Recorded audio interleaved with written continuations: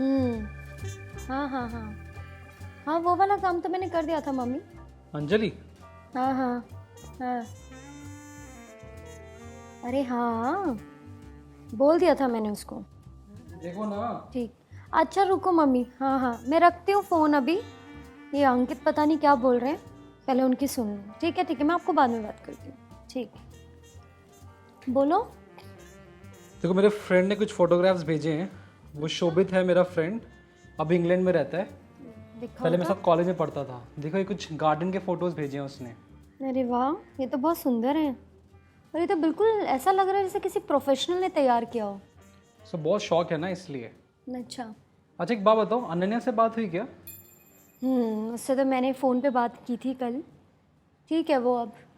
उस दिन तो इतना आर्ग्यूमेंट्स में उसने सोचा कि घर छोड़ के चली जाएगी, पर मेरे को लगता है उससे काफ़ी ज़्यादा मेच्योर्ड लड़की है वो। सच में अंकित, मैं भी यही आशा रखती हूँ जो आप बोल रहे हो। पता है मैं उसको समझा रही थी कि हमें कुछ रिश्तों को निभाना होता है, उनसे हम भाग नहीं सकते। सिर्फ इस कारण से कि वो कठिन है, मुश्किल है, तो हम रिश्तों को छोड़ कर के भाग नहीं सकते। मैंने उसे समझाया, अब तो वो शांत हो गई है वैसे।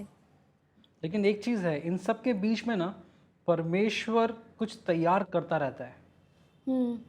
पता है अंकित, हमारे जीवन में कुछ रिश्ते इम्पॉर्टेंट होते हैं, और वैसे भी हमें अकेले जीवन नहीं जीना है। आप देखो, मूसा को, यहोशू को, दाऊद को और पौलुस को, इन सब के आसपास कितने सारे लोग थे। और ये सब लोग क्या करते थे? उन सारे लोगों को हमेशा इनकरेज करते थे, उन्हें मजबूत बनाते थे, उन्हें परमेश्वर में दृढ़ रखते थे। वो तो है। हमने देखो लास्ट वीक बात भी की थी कि परिवार कितना इम्पोर्टेंट होता है। और परमेश्वर हमें परिवार इसलिए देता है ताकि हम परिवार से प्रेम कर सकें, परिवार के लिए प्रार्थना कर सकें और परिवार के लिए खड़े हो सकें। और पता है अंकित, कुछ फ्रेंड्स भी हमारी एक फैमिली की तरह ही होते हैं जिन्हें परमेश्वर हमें देता है। आप देखो, दाऊद जैसे एक व्यक्ति ने इतने दानव को, राक्षसों को मारा, जब उसके साथ कोई भी नहीं था, उसका परिवार नहीं था। उस समय उसके साथ कौन था? उसका अच्छा दोस्त योनातान। वही उस समय उसकी शक्ति बन गया था। हाँ, मुझे वो दाऊद और जोनाथन की जो कहानी है ना, बहुत अच्छी लगती है। क्योंकि मित्र जो होता है ना, वो बहुत इम्पोर्टेंट रोल है हमारी ज़िंदगी में।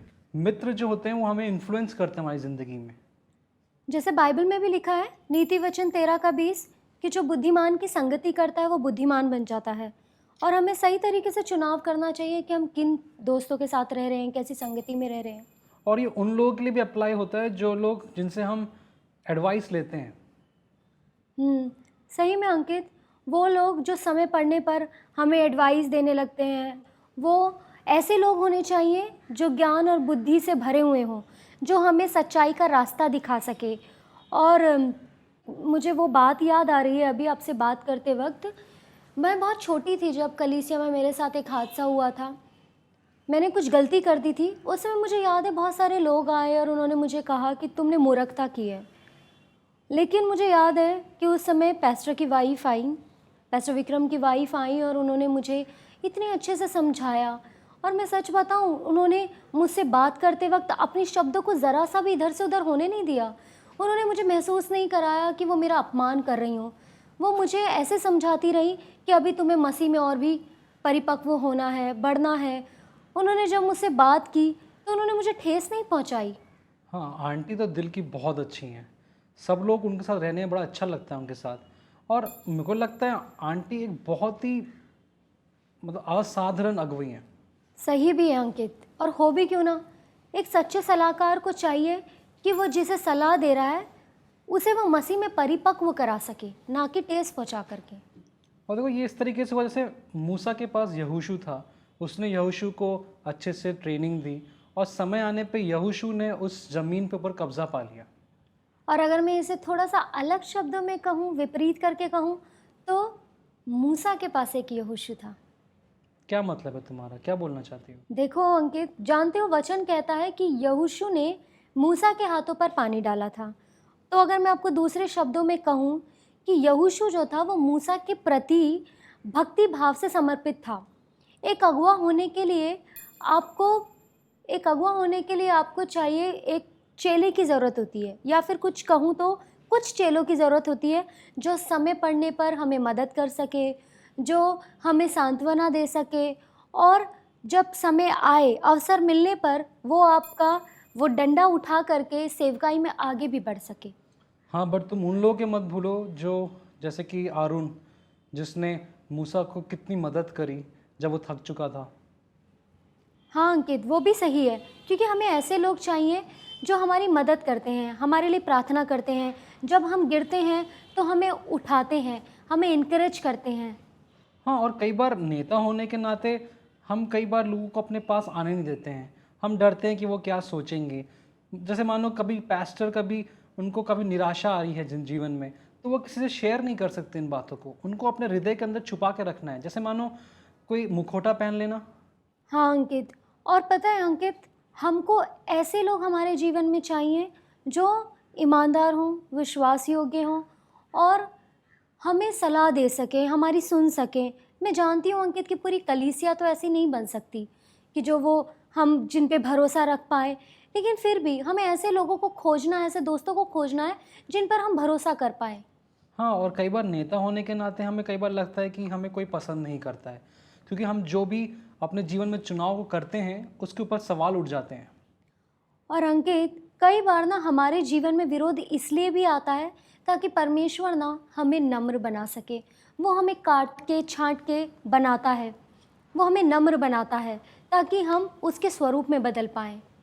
बिल्कुल सही कह रही हो। इस तरीके से जैसे मानो कि एक माली ने अपने गार्डन में एक कैक्टस का प्लांट लगा दिया हो, और हम तो ये सोचेंगे कि भाई इतने इतने सारे अच्छे अच्छे पेड़ों के बीच में कैक्टस क्यों लगाया है, लेकिन वो माली ही जानता है कि उस कैक्टस उस पूरे गार्डन का शोभा कितनी बढ़ा रही है।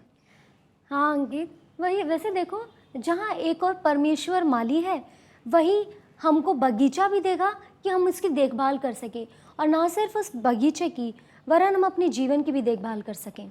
हाँ, और देखो ये हमारा रिस्पॉन्सिबिलिटी है कि हम संबंधों को महत्व दें, हम संबंधों को जानें, उसके लिए प्रार्थना करें। तो अब मेन सवाल जो उठता है अंकित, वो ये है कि मैं अपने बगीचे की देखभाल कैसे करूं, या फिर मैं अपने बगीचे को कैसे संवारूं, और विभिन्न उसके साथ संबंधों को कैसे संवारूं।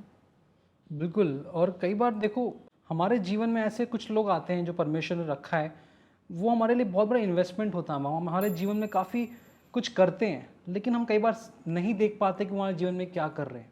और पता है अंकित, कभी कभी मैं सोचती हूँ कि जब हम लोगों की इम्पोर्टेंस को समझते हैं, उनके मूल्यों को समझते हैं, तो हम उन्हें वैसा ही आदर देते हैं, वैसा ही सम्मान देते हैं जैसा वो चाहते हैं। और जब हम उन्हें वैसे आदर और सम्मान देते हैं तो वो अपने आप में बहुत उत्साहित महसूस करते हैं, उनको बहुत अच्छा फील होता है। वो अपने आप में एक, मानो उनको लगता है कि कोई उन्हें इनकरेज कर रहा है। बिल्कुल सही। देखो जब हम प्रेम देते हैं या प्रेम बांटते हैं तो लोग हमें सुनने लग जाते हैं, लोग हमारी तरफ आकर्षित हो जाते हैं। और जब हम लोगों को ये दिखा देते हैं कि हम उनके लिए विश्वास योग्य हैं, तो वो हमसे बिल्कुल खुल जाते हैं। और देखो हर संबंधों में समय लगता है, ठीक है, रातों रात कुछ भी नहीं बन जाता। हाँ, लेकिन ये बात है कि हर संबंध में एक सीमाएं होनी चाहिए, जैसे कि एक बगीचे में एक सीमा होनी चाहिए।